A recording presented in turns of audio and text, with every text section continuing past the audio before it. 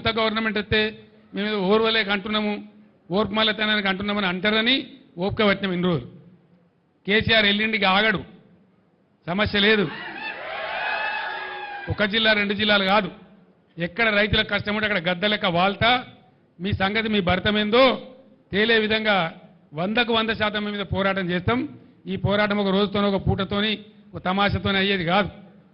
సమస్యలు పరిష్కారం అయ్యేదాకా ప్రజల పక్షాన ఉండడమే మా బాధ్యత. మేము ప్రధాన ప్రతిపక్షం ఈ రాష్ట్రంలో 100% మాకు ప్రజలు అదే పాత్ర ఇచ్చిండ్రు. కాబట్టి ఆ పాత్రకు పూర్తి న్యాయం చేస్తాం. మీ మెడలు వంచుతాం, ప్రజలకు న్యాయం చేస్తాం.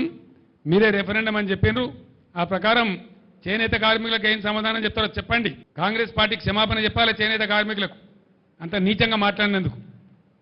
వాళ్ళకి ఆర్డర్లు ఇవ్వాలి వెంటనే, తర్వాత పాత బకాయిలు చెల్లించాలి వెంటనే, లేకపోతే ఊరుకోం, లీగల్ బ్యాటిల్ కూడా పోతాం.